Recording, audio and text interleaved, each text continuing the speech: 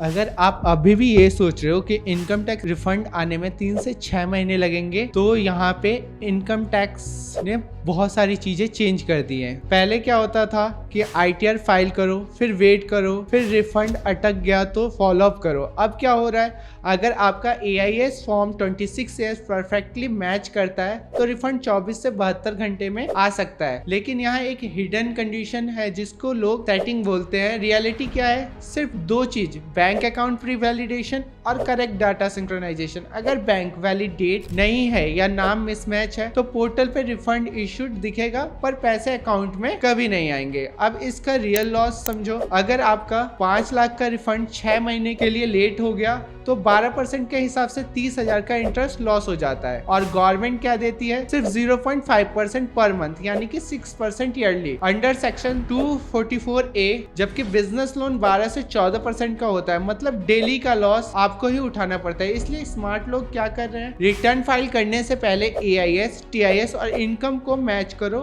10 रुपए का भी मिसमैच पहले फिक्स कर लो। अब गलतियां सुन लो जो लोग कर रहे हैं। TDS क्लेम कर लिया पर इनकम नहीं दिखाई, डिफेक्टिव रिटर्न नोटिस पक्का, बड़ा रिफंड क्लेम कर दिया जो AIS से मैच नहीं करता, केस स्क्रूटनी में जा सकता है। बैंक वैलिडेशन नहीं किया, रिफंड फेल और 30 से 60 दिन ऑलरेडी डिले। और अब सिस्टम और एडवांस हो रहा है। AI ड्रिवन CPC 3.0 पोर्टल आपका रिफंड प्रोसेस कर रहा है बिना ह्यूमन के। फ्यूचर क्या है, कंप्लायंस स्कोर बन रहा है, जिसका स्कोर हाई होगा उसका रिफंड फास्टेस्ट आएगा और ई-रुपए बेस्ड रिफंड भी टेस्ट हो रहा है। इसलिए अगर आप चाहते हो कि रिफंड जल्दी आए तो प्रोसेस फास्ट करने की कोशिश मत करो, डाटा क्लीन करो, क्योंकि 2026 में रिफंड स्पीड नहीं आपकी डाटा एक्यूरेसी डिसाइड करती है।